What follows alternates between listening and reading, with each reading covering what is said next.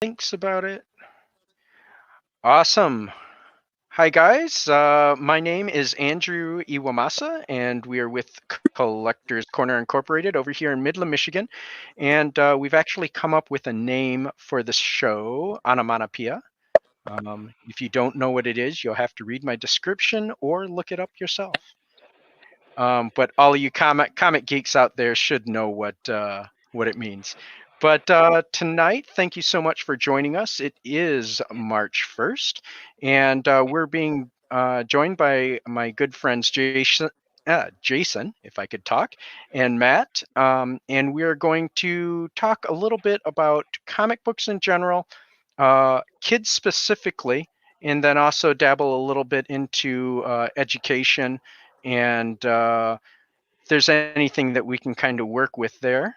But hi guys, how y'all doing? Good. Awesome. Good. Awesome. Well, so both of you have kids. Remind me how old they are now, because outside of this past year, my sense of time has gotten so warped, and I know that Jason, your kids are a little bit older than mine, I believe, my youngest, right? And then Matt, yours is a little bit younger than mine. Hero, is that correct? No, older.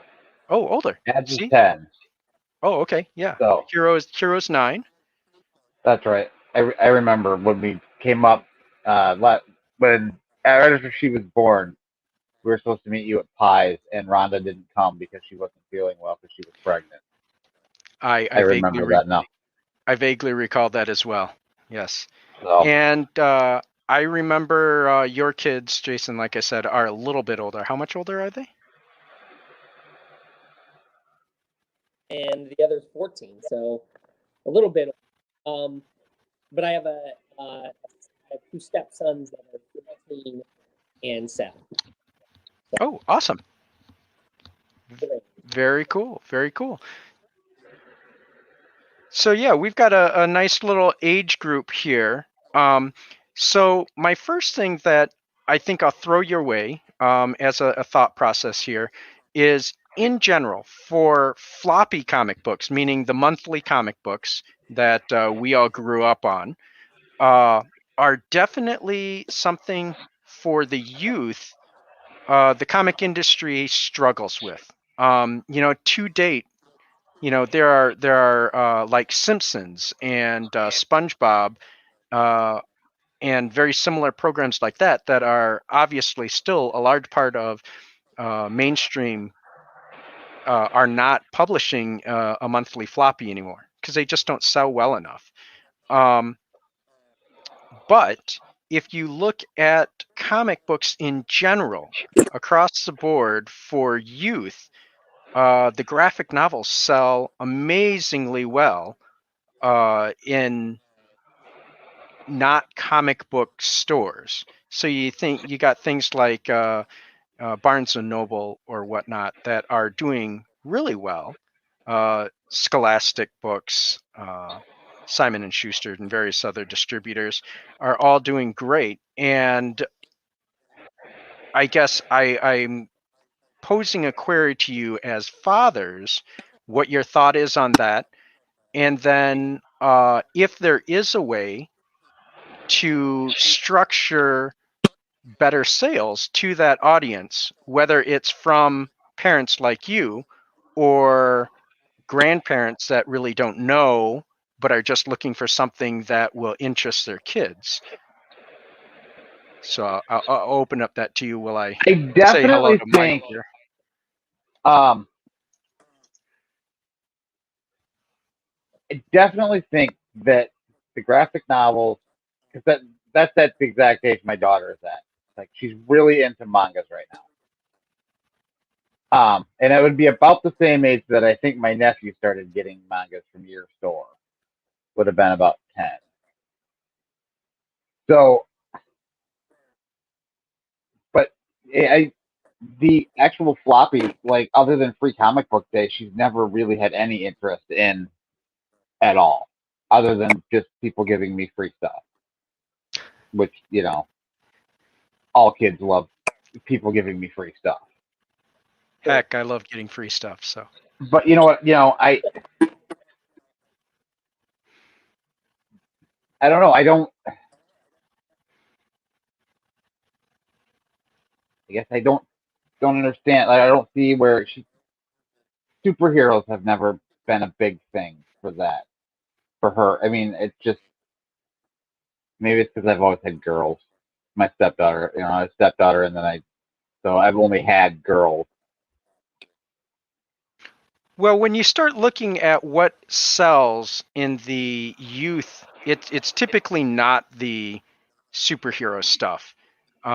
It's there's Amulet is a huge one, which is Okay. being published right now by, oh gosh, I should know these things. The dangers of going live, but by not the big two, right? So they're not Marvel, Yeah. they're not DC, and neither are the majority of the books that are selling to the youth. So what are your thoughts there, Jason?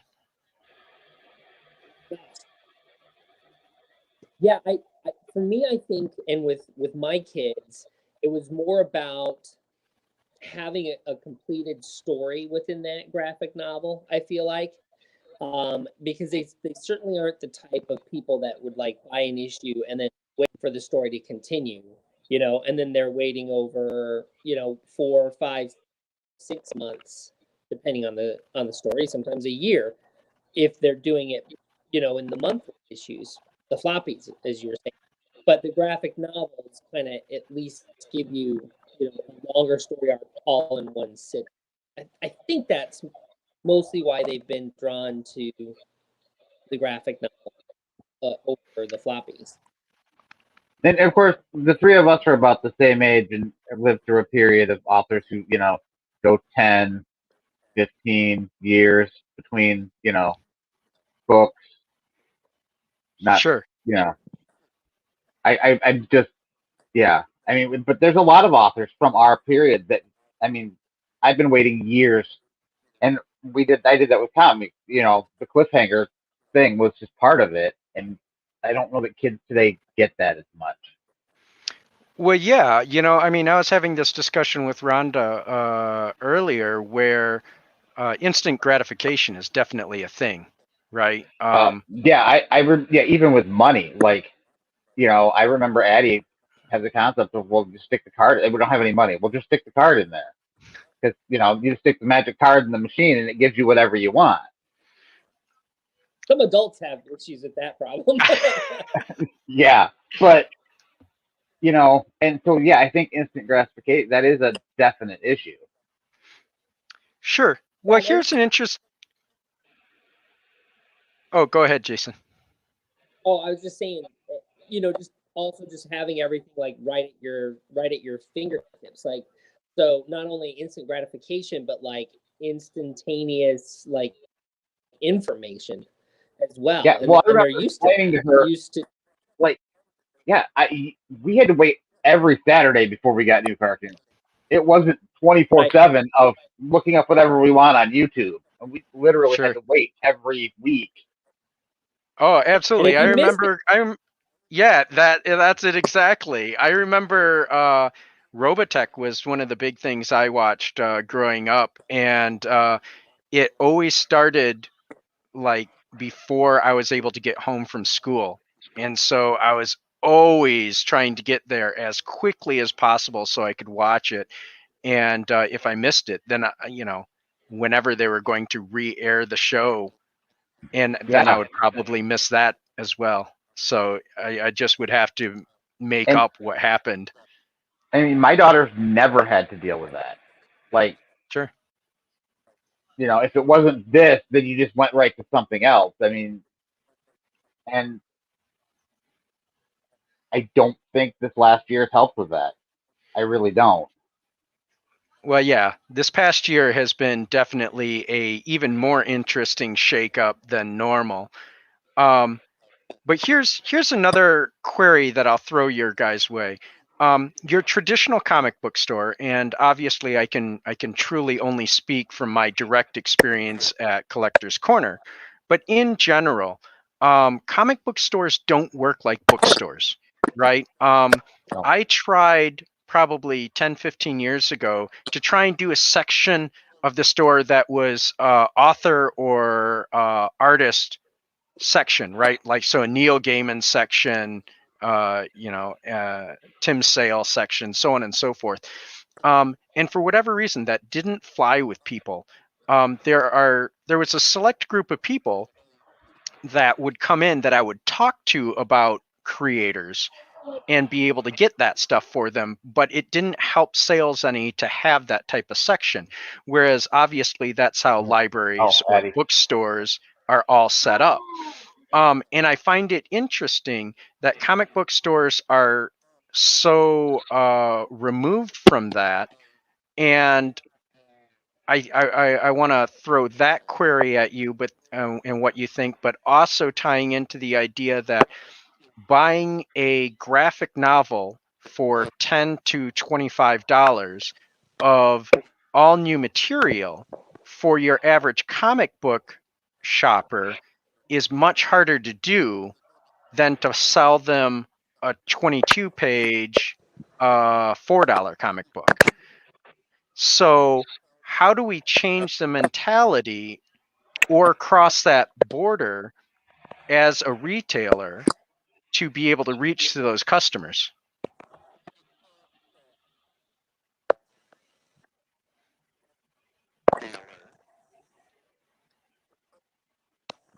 Silence. Crickets. I know.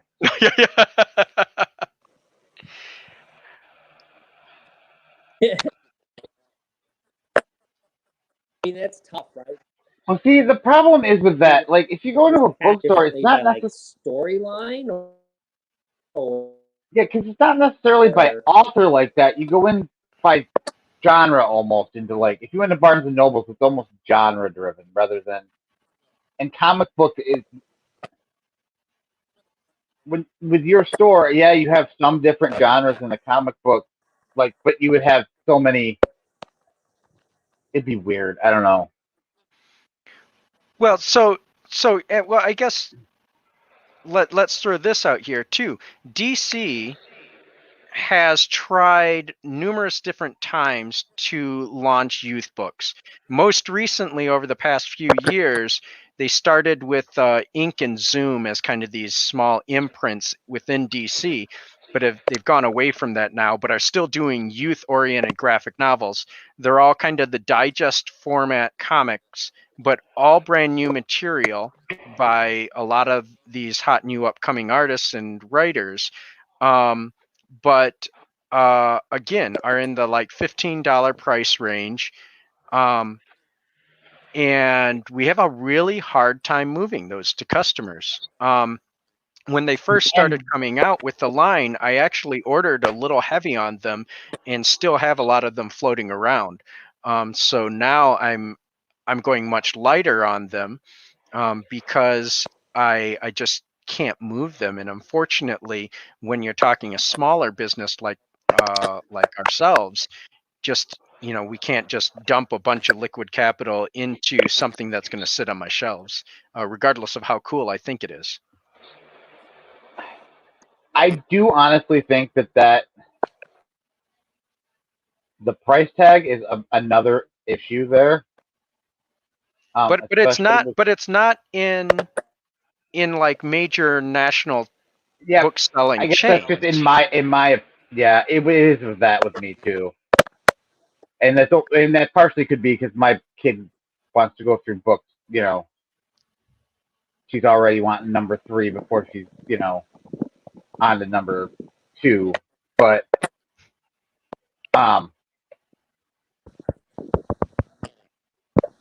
in general, I think that might be part of the floppy issue, though. Is the the price tag? I mean, that's what $3-4 an issue now. For floppies, yeah, they're about $4 an issue, going up to $5 ever so slowly. As all things do. But yeah. Well, what about you, Jason? What do you think?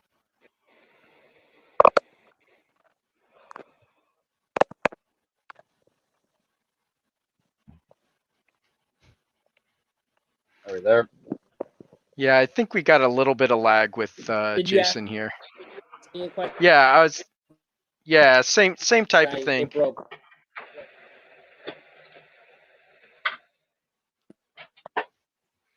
Yeah, let me try to read and see if that helps. Okay. Okay, that sounds good. Let's see. Now, is your other issue with this possibly also because of store location? Yeah, but now that I mean, and we've not been not expanding, yours, but well, not yours specific, but you have to go out of your way to go to the comic book store, whereas places like Barnes and Nobles and are already going to be at the mall. Is that part of sure, the issue? the mall. Well, I mean, and even, I mean, that's definitely a thing. I think part of it is pure marketing, though, is what I've been kind of pushing around in the back of my head. Let's see.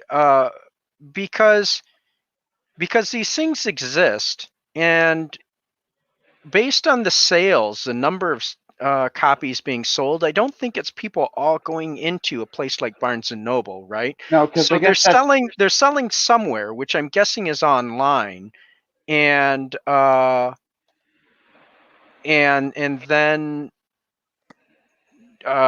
generating action that way. So then it means it's a marketing issue more so than anything else.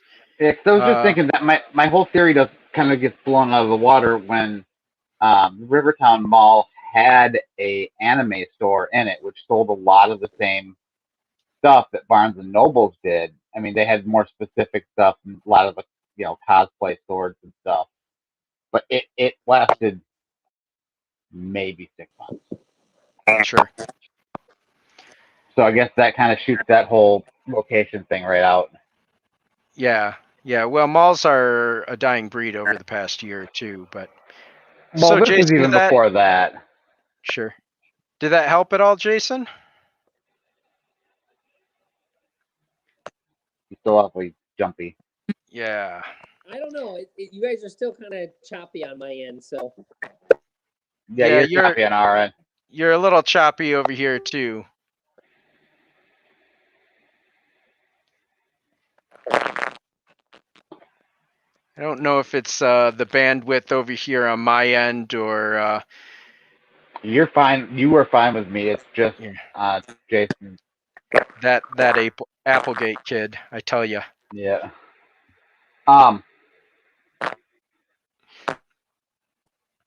It is one of the trials and tribulations of the age we live in. But even as a kid, I was always more attracted to the adult comic books than, and maybe that was just me, but I've never been a campy comic book fan. I've always liked, so maybe that's just me. Sure. No, I mean, comic book fans are, they're stereotypical ones, and then there are the new fans that are brought in by more mainstream things like Big Bang Theory or the Marvel cinematic universe, so on and so forth. Yeah.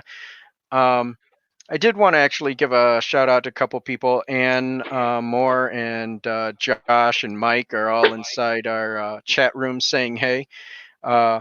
Josh did bring up the point that Spawn is still actually selling at $2.99.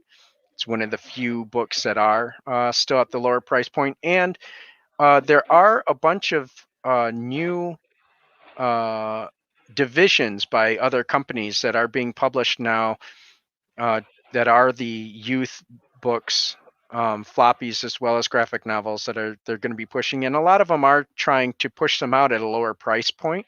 But again, I don't think that's the issue. And I don't think it solves the problem of how do you break that barrier with comic book stores. Yeah, I think you got to figure out the marketing before any of that. I mean, all of us, we hung out in comic book stores. All of my friends hung out at your store. sometimes till 4, 5, 6 o'clock in the morning. Sure. So, I mean, so you didn't have that barrier. It wasn't. So it. Yeah, well, with your group, it was definitely kind of a different thing because It was a different thing in general. yeah, I mean, it was a unique group of people that really came together as friends as opposed to families or things like that, right? Like when Oh, go ahead. Oh, no, I was just saying that the family aspect of it wasn't really a thing when we first our core group got together because we were all basically kids ourselves, right? I mean, I guess John and I and Hernan were all the slightly older people in the group, but uh, it was definitely a different thing, I think, at that point in Well, time. but even before that, I mean, I thought out going to. That's what's weird for me is because I always thought it out on my own. We'd go downtown to. We just mentioned the place the other day. The one that was upstairs from the video store, Comic Cove. Oh yeah, absolutely. We thought that out, but we also didn't have mail. We couldn't order it over the mail. Well, yeah, and the internet wasn't a thing, right? So, I mean, it was a different And world. that's a huge thing for you. I mean, that's a huge part of what you're dealing with here too. Oh, sure, absolutely. Honestly, I mean, when you people can not even leaving. when you can order something with people having Amazon Prime and getting it, depending on what city you're in, sometimes same day, sometime 2 day, yeah, it's definitely an issue. And how do we market to the people that are buying that way? And the answer is you really don't. You can't be a company like what I am. Small businesses are, when you talk to like small business association and whatever, is much larger than what I am. I'm small mom and pop, right? Yeah. Our employees are my family, and so we're not talking hundreds of people or anything like No. that. But I mean, that's kind of what people think of as small business, right? And so I can't compete on a level even thinking about something like that. So I have to rely a lot on the types of things that I honestly actually had the most fun with. The reason why I opened the store in the first place is to connect with people, to do things like what we're doing here or attempting to do, barring any Well, I was technical just gonna say, difficulties, and connect with the people, build a community. this is another huge marketing. This is how so many things are being marketed right now. I mean, just look at what pretty much specifically what you're doing right now, what Dungeons and Dragons has done with that, what the Magic the Gathering community has done with just doing what we're doing right now. How many podcasts are there on Commander? Seriously, how many different role-playing groups can you get? I mean, so this kind of thing is how people are doing the community now, and I think that's going to continue even post having to be stuck inside all the time. Oh yeah, I mean, it's definitely it. Yeah, I agree. And I think this is how you market to them. I mean, this honestly, just the spread of this kind of discussion, especially if you can get more people involved, even in the chat and stuff with discussion, this is how we get more people interested on it. I think so, and I think that was the type of thing that helped my store stay in business for the past 26 years. Right, is connecting with people and being able to actually have a coherent conversation about things that we have a mutual interest in, whether it's you or whether it's whoever's coming in through my door. And I think that is an experience you're not ever going to get when you're buying at Barnes and Noble. Nothing against the people that work there, but they just don't have the passion in general that someone that works in a comic book store is going to have. Whether it comes to games, whether it comes to comics, whatever. And you're definitely not going to get it from an online company like Amazon, Nope. and whatnot. And I don't care how many articles that are written or interviews or whatnot. A lot of those types of things, written word, are a lot different than having a conversation with someone. And that's one of the reasons why I want to do things like this, is because that's what I miss, right? I miss having these types of conversations with people. And I've got to figure out a way to hopefully avoid the technical difficulties we were having there, like with Jason.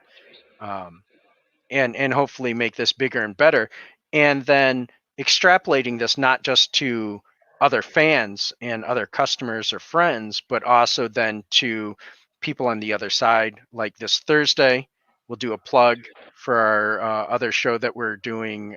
Matthew is going to be joining us, and he has been writing the Grifter backup story in the Batman Future State comic book, and he's written Uncanny X-Men. He's done a bunch of indie books. His stuff has been phenomenal, and he's someone that's really going to be interesting to talk to too, because he's relatively new to the comic book industry, because he was in the music industry prior to this, but he's done a lot of really, really cool things. See if we got Jason back here. Maybe. We did for like a second. Hey. There we go. Hello. Hey, there not you breaking are. up as bad on my end, so it must have been the signal on the cell phone or something. Awesome. Well, gotcha. Welcome back, Jason. Thanks. Yeah. So we've just been basically rambling and talking about how basically what one of the reasons why I think that my store in particular has been able to do as well as it has and connect and be open for the past 26 years is just by the actual communication that we've had with people and the connection with building a community with people, which is what my wife and I have really always strived to do. And so that's what we really want to try and do with these types of things here. But to kind of get back at what our original topic was with the graphic novels and the youth, and why they don't sell in comic book stores, even though they have a list that is obviously on the nationwide best-selling books. And do you have any thoughts on that? I think it's just like going into different shops expecting different things, or maybe even just the traffic, that the reason that they're there is they're there with their mom and dad, and they ask mom or dad that if they could get a book, and that's how they get the book. Whereas like mom and dad, unless they're us, isn't necessarily walking into a comic book store, casually. And their kids are tagging along, and so there's the frequency thing, and then I think there's just the thing of like you go into a comic book store and you sort of have this concept or this idea that you're buying stuff that's the new stuff, and so it's like maybe you're buying it for collecting it or something, and they're not thinking about, oh, all these graphic novels on the side here are the same thing up there and the same thing that I get at Barnes and Noble or whatever. They just aren't in that frame of reference or in that frame of mind. They're still thinking of it as a collection of those things up on the wall. Sure, I don't disagree with that. And that's been an ongoing struggle for the industry as a whole, because there's, even in today's day and age where geek culture has become more and more mainstream than it ever has before, there still is a weird kind of stigma when it comes to comic books. And, you know, the number of people when Big Bang Theory came out, and even throughout its end, that came into the store and was like, oh, I've always felt like Penny going into a comic book store, right? Mm. Or that idea is because I've always been in comic book stores and I'm also male. It's never, it always struck me as weird, because I've never experienced that aspect of it.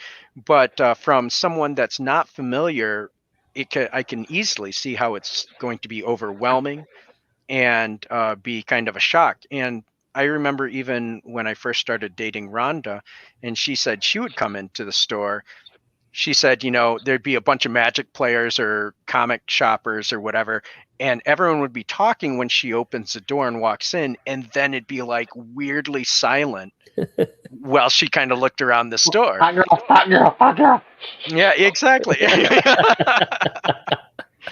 And Wait, that's one of them females I've been hearing about showed up. yeah, exactly.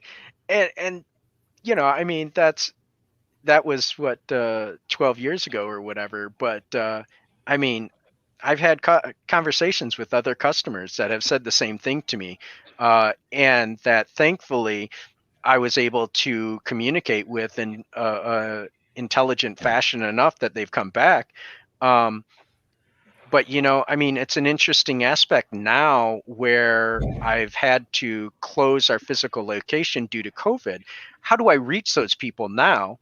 You know, and some of them I've started finding just kind of haphazardly here. Like Anne, I don't know if she's still here in the chat or not, but she's from Midland and has been buying from us. And so that whole aspect is now alleviated, right? Because there is no physical uncomfortableness. You can do all your looking at from home or whatnot.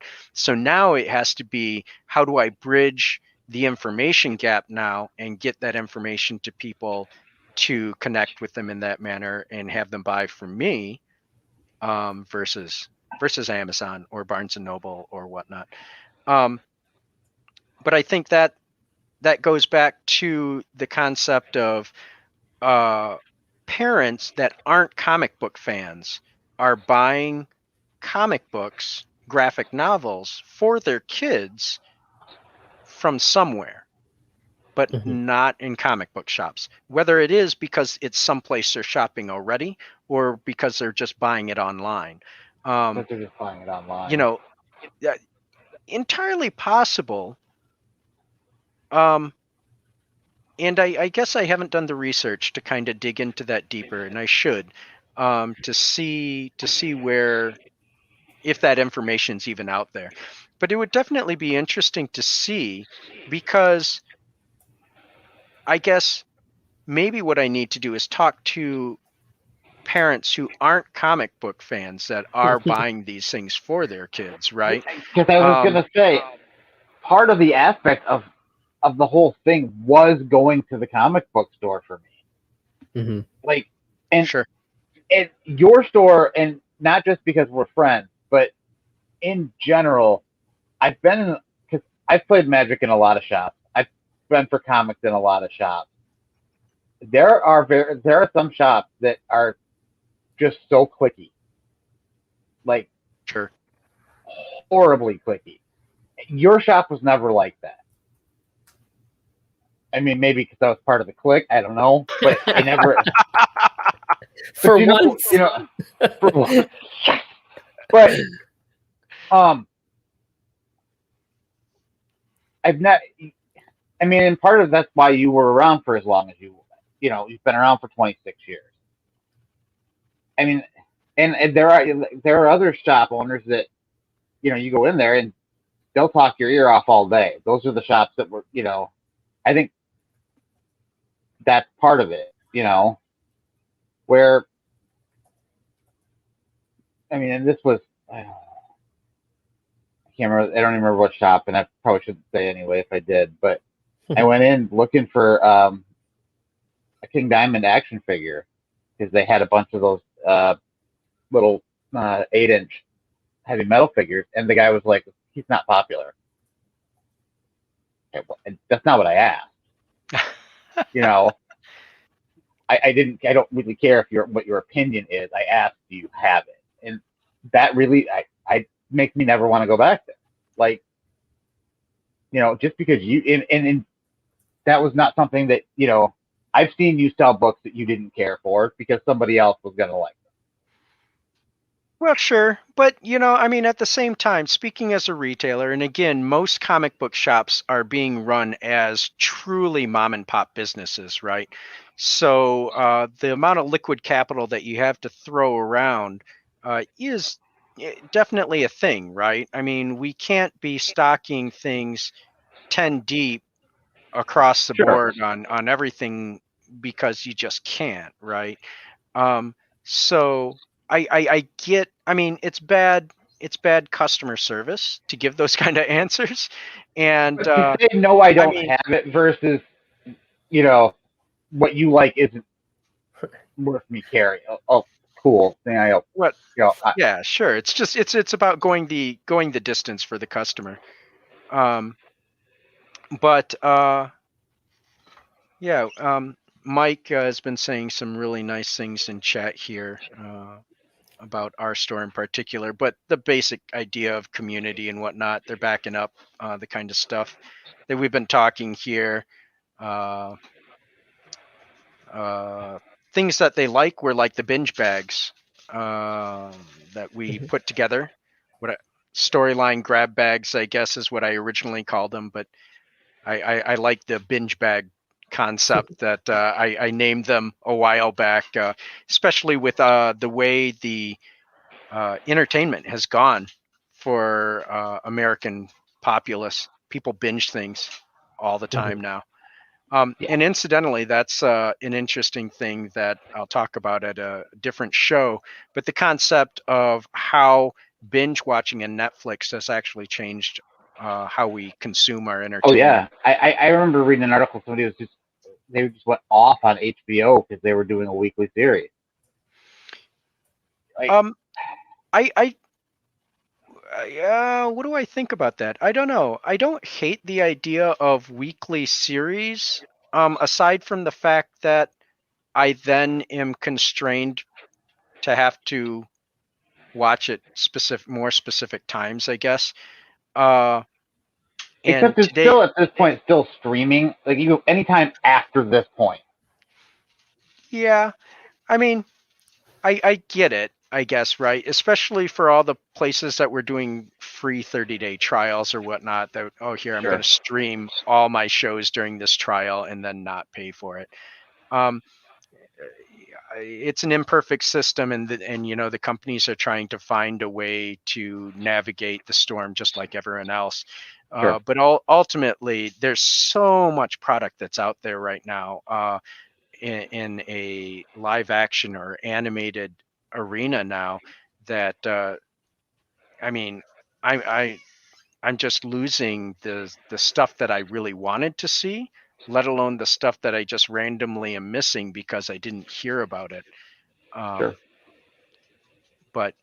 But as is most conversations that I have, this has got derailed completely from what we were originally talking about.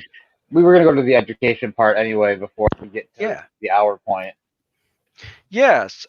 So Jason, as someone in the education world, and especially how things have changed dramatically this past year, what do you think about the idea of graphic novels being used as teaching tools, not only for maybe regular English classes, but also as a tool for either younger readers or people that are having a hard time either being motivated to read or anything along those lines? Yeah, I mean, I'll start with just my own personal experience. I attribute being such a good reader as an adult to originally starting with comic books, because when I have a very easy time of visualizing things as I read them, you know, on the page, and I directly attribute that to, reading a lot of comics when I was younger. So there's something to be said about the visual aspect being, right there and provided for you, so that you have visual references to, the language that's being used. I mean, that's how we all start reading, right? Is with picture books. You have words on a page that you have to be able to associate with the illustration in order to formulate the meaning. And so, I think it's a good exercise regardless of the strength of reader that you are. But I do think it could be a very useful tool to struggling readers, but who are very visual learners. It may help them, to be able to bridge that gap. At this point, with Addie getting into mangas, she's allowed to have one manga that she's reading, but she also has to have one real book, like at the same time. Yeah, real. No, but I mean, how dare you, Matt? I know she's showing me her book right this second. That's awesome. She wants me to show her the book that she's.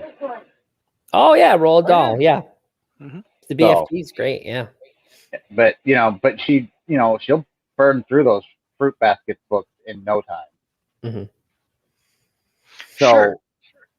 But I think it's good that she has both, because I do think it, like I think you were just kind of saying, it kind of works the same part but different parts of the brain, the visual and reading it.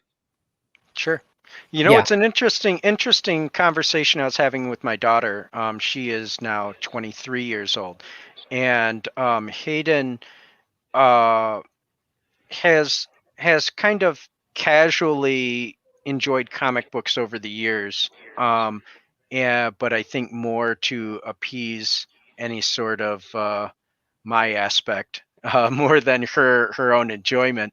But I was talking with her recently about it, and she said she enjoys novels more because she gets to have her own voice for her characters, her own imagination to be able to craft the stories, which makes a lot of sense, right? Sure. So I think it's just a thing for her that's just not her cup of tea. Then I've talked with Rhonda about it as well. And one of the things, because she didn't grow up reading graphic novels or comic books, sometimes it gets very confusing for her on how to read a comic book, especially in today's comic books, right? Where it's not 1 page, 9 panels, right? It's very fluid art. And I'll be honest, there are times where sometimes I read things out of order and I go, oh, I got to go back and read this page, or whatnot.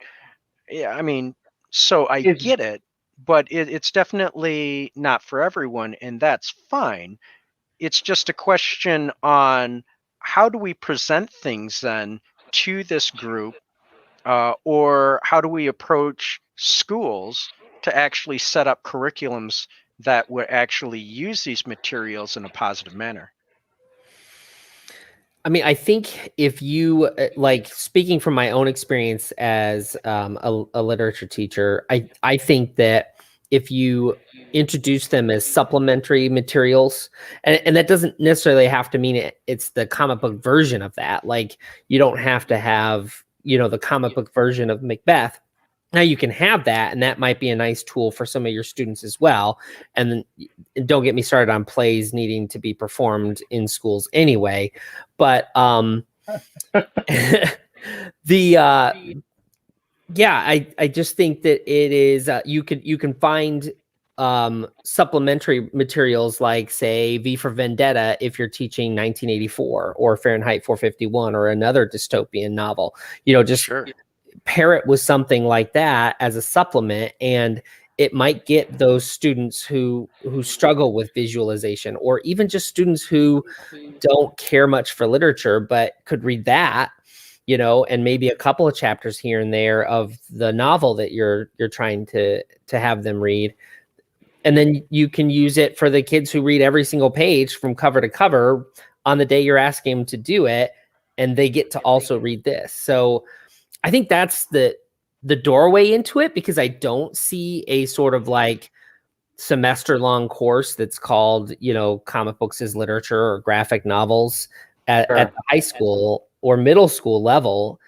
I think it'd be cool if it was, but I think there's still just that stigma of, even with Mouse and all the other ones that are critically acclaimed. And I just think there's that like, oh, but that's like showing the movie. No, and I actually don't disagree with that concept. And I think that's a really, really good statement to make, comparison. And I don't know what the answer to that is. But well, I was thinking if part of the issue of getting kids to, of course, they pick up the comic reading book is backstory. I mean, honestly, comics can be a big, like, endeavor to get into, because, okay, well, this happened because this happened because this happened, and then 20 years ago this happened, which led to this happening and this happening and this happened. I think that's a factor more of the superhero industry, though, than anything else. Even though you have reboot after reboot and relaunch after relaunch, but maybe that is why things like Diary of a Wimpy Kid or Amulet or any of these other different books or graphic novels do better, is because you have such a finite number of books that are there, and everything has a specific weight to it, right? Like there wasn't a reboot on Harry Potter where at book 4 all of a sudden you disregarded books 1 through 3. Yeah. And so you grew with the material, and maybe that's what it is. Growing up with Jeff Smith's Bone, there was a progression from the story, and every page mattered because it was the life of these characters. So actually that might have a very sense good to me point. Because I like Harry Potter. I'm not a huge Harry Potter fan. I did not grow up with Harry. I get the people who every year Harry grew up and they grew up, and every year. That wasn't me. By the time Harry Potter came out, I was in my 20s. Sure. And so this is, books for little kids, but I don't. And now I have gone back. I do enjoy them. I will never be the Harry Potter fan that I think those people who grew up. Sure. Well, let's extrapolate this to things that were coming out when you were growing up then, whether it's, George R.R. Martin, right, with Game of Thrones or Transformers. Talk about things that have had reboots. But, it's like fans of George R.R. Martin and Game of Thrones, or the Shannara series by Terry Brooks, or even the generation before us with Lord of the Rings.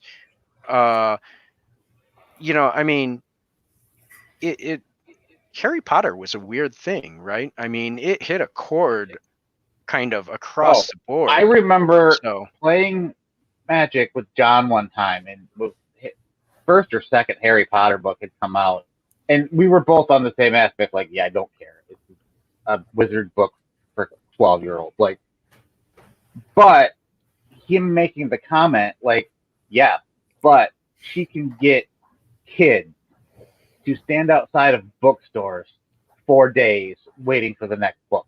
That was unheard of. Sure. I mean, I seriously, I remember when the Harry Potter books were coming out, and kids were just, even some of the people that I knew were really hardcore fans of The Wheel of Time, when Jordan was putting books out, weren't like that.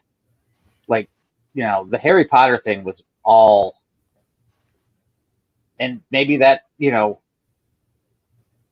that's another part of it is finding something that they want to be into like that. You know, I mean, that we're never going to recreate the Harry Potter phenomenon, but it isn't like that's an unheard of thing before.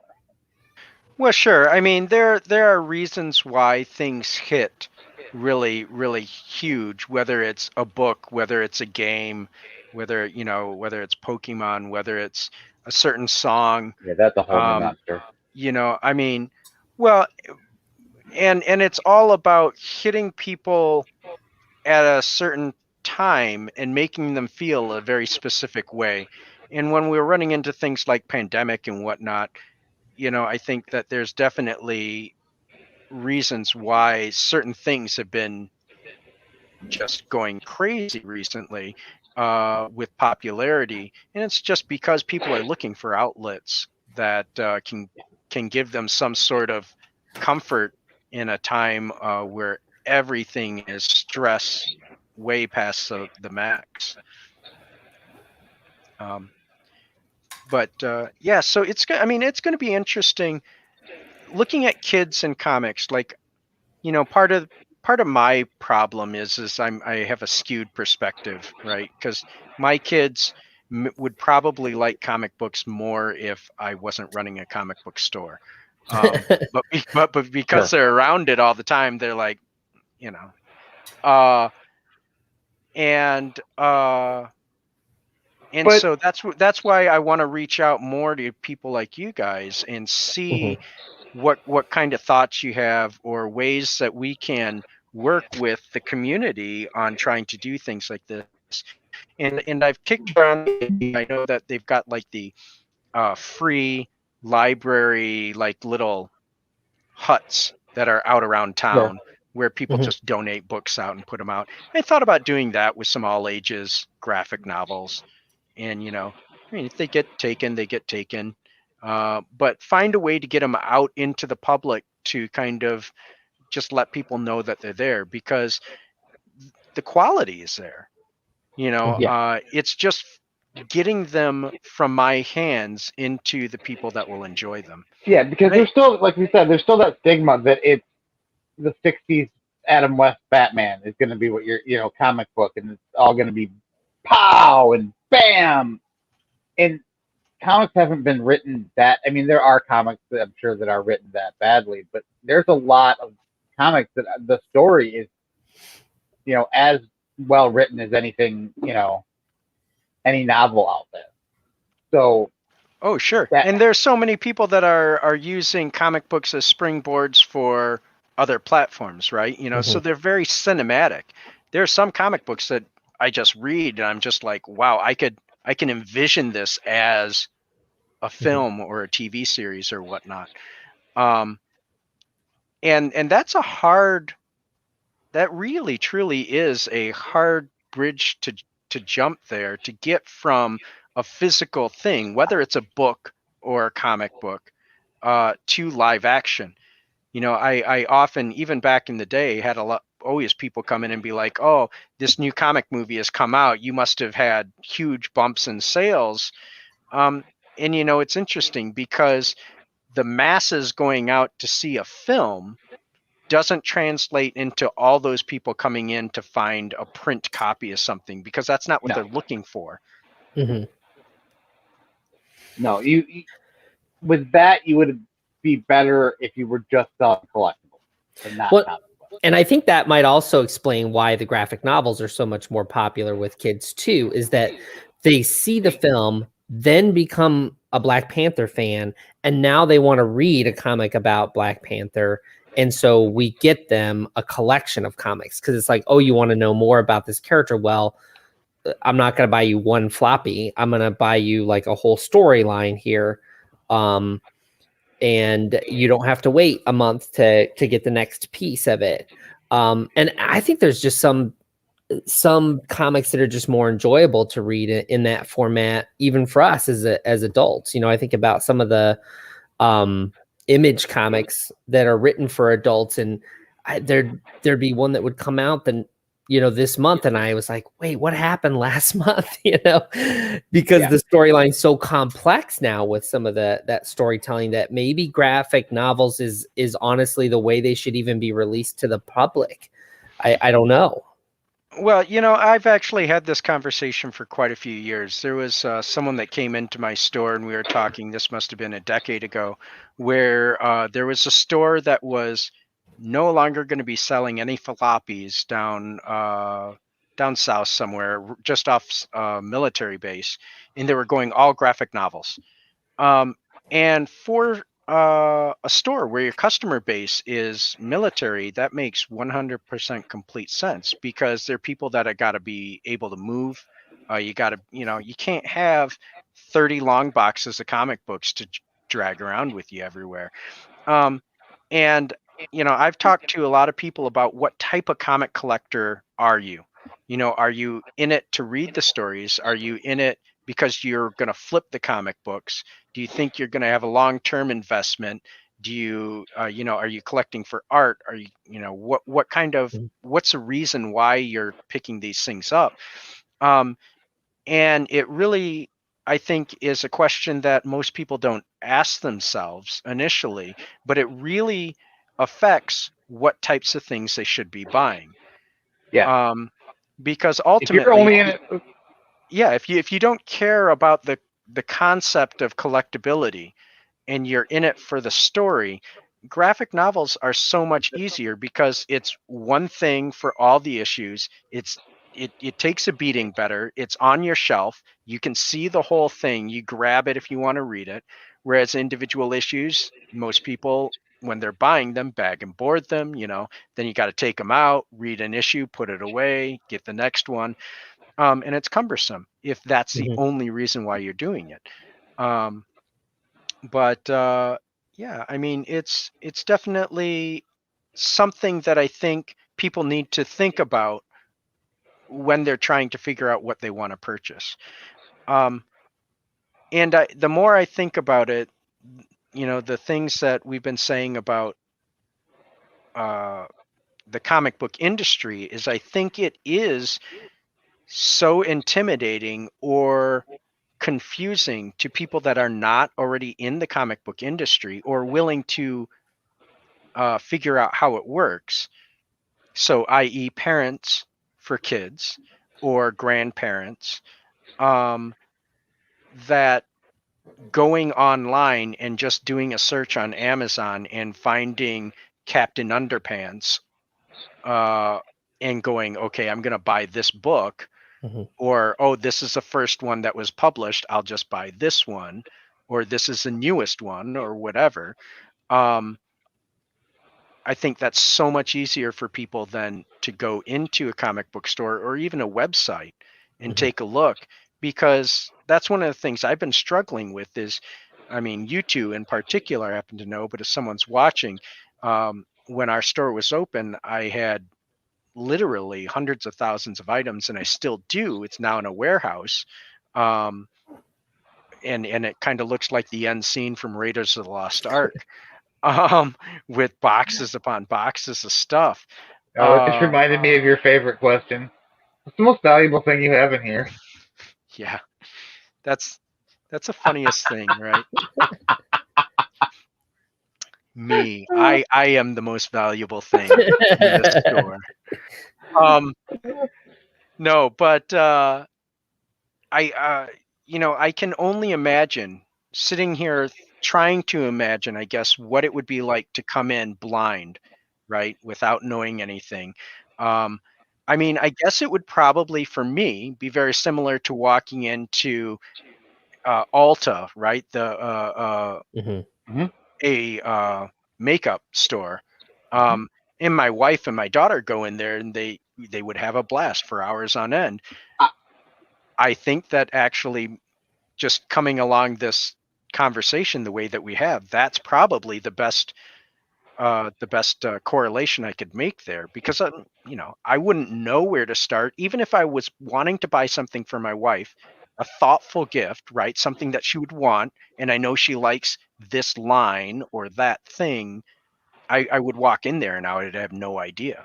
Mhm. It's my dad working at Target when he was putting makeup away, and somebody'd be like, "Well, I'm looking for, you know, this specific color." Well, that's just brown. No, but it's like, no, but these are all just brown. This is just brown area, that, or me walking into Cabela's being like, "Okay, I'm gonna, we're going hunting this weekend." But you can Point me in the fake it with direction the of the beard. yeah.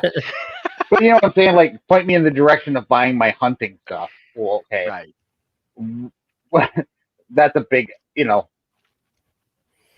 Hmm. and that'd be like, coming in and be like, okay, I need to buy a comic book about superheroes. Okay, well, where, that.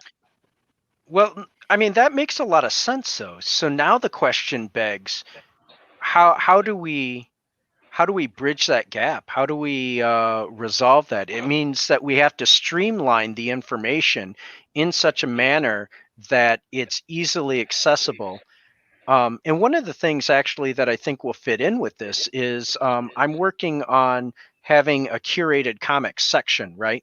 So I think I could extrapolate this idea into the curated comics, so people wouldn't have to know anything about a specific character but go, oh, my son or my friend or whoever likes this type of thing, then this is where you should start. To answer Mike's question, I do still think that I think that's kind of what we're still getting at, is there is still that stigma of it being low literature. Even though the MCU has, the biggest movie franchise of all time, I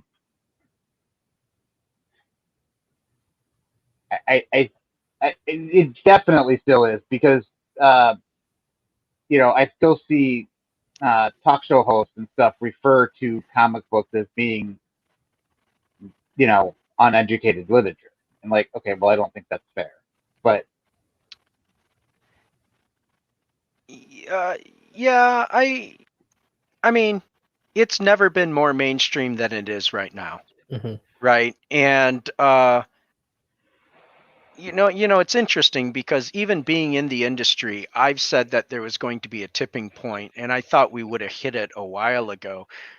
And we haven't, I mean, it's just become more and more popular, and you have more and more things showing up on TV, whether it's, or film or whatever, that have been influenced by a comic book in some manner, right? Mhm.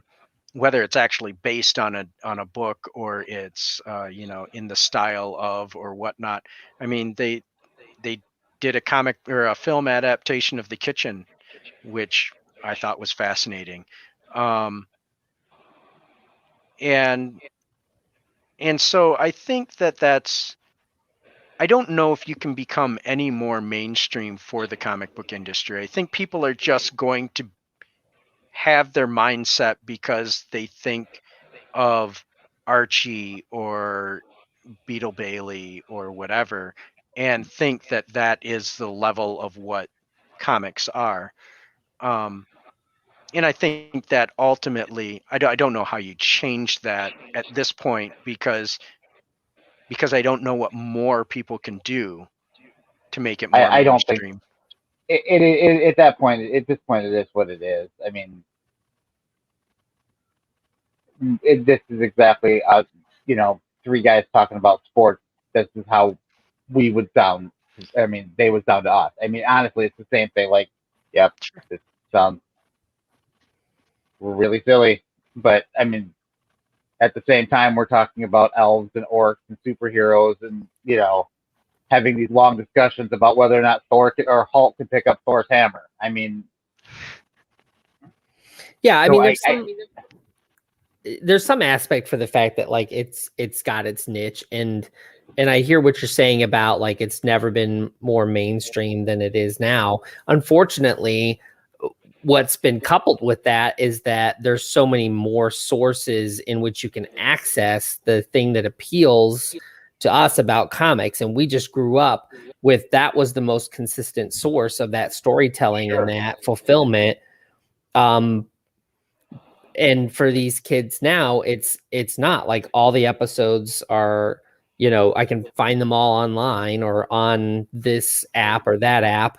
And yeah, it's just Well, you can because there watch was a so much. YouTube video. Yeah, Somebody else read the comic book and basically shows you all the pictures and tells you the story as it goes along. I mean, there's that aspect of it too.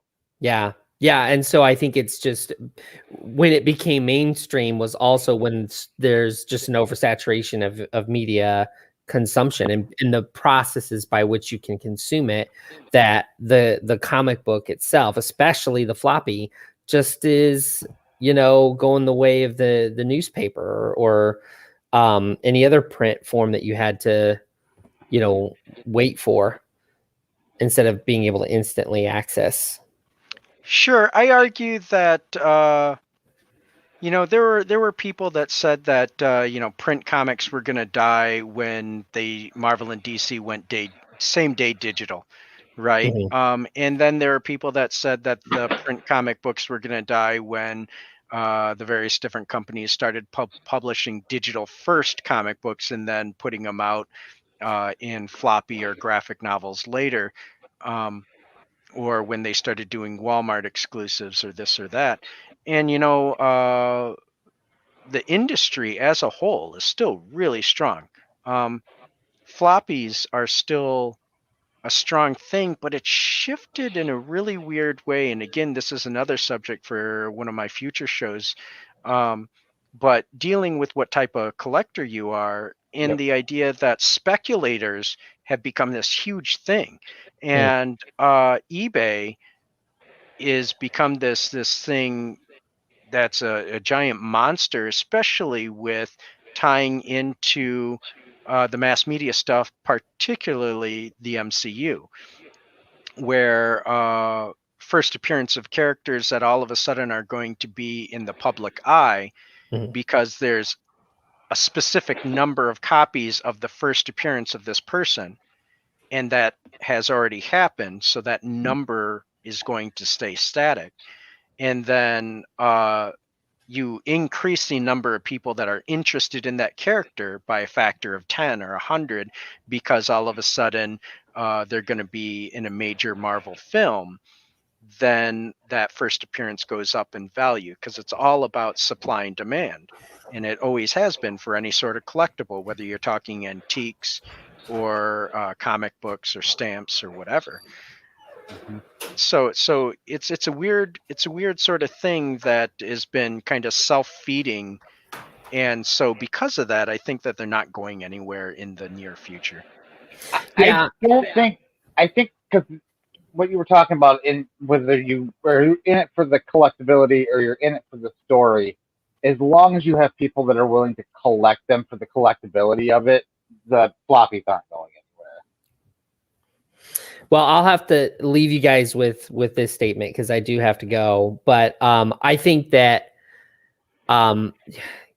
there's just something about comic books that is appealing. I mean, when you think about it, they're basically storyboards for the movies and television shows that we love, just as Americans, right? And the media that we like to consume.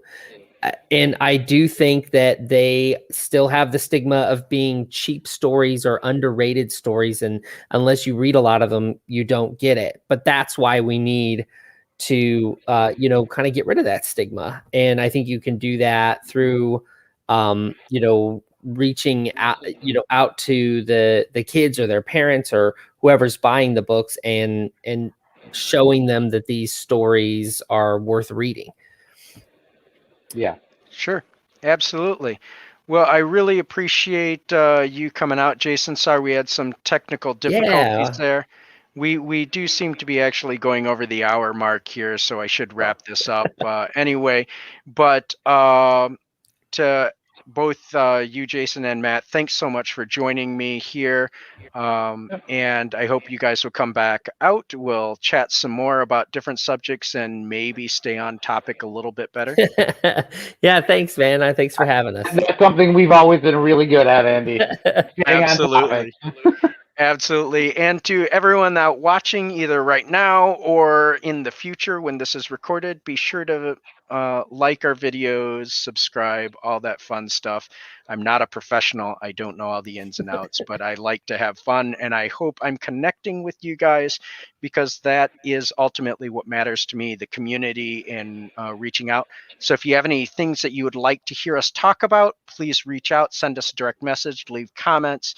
And then on Thursday, we are going to be doing another live show, and Matthew Rosenberg, who is a Marvel and DC writer, as well as a bunch of independent books, is going to be joining me. I don't know how I managed to wrangle that in, but I'm really super excited about it. So I hope you'll join us. We'll be giving away some free comic books on that day as well. And hopefully also have some new exciting news about where the store is going to be going, new website that we're working on, and some other great ideas too. So join us at our website, Facebook, all that stuff. Thanks so much, guys. Enjoy. Yep. Have a wonderful evening. See ya. Bye-bye. Bye-bye. Thanks all you guys in chat too.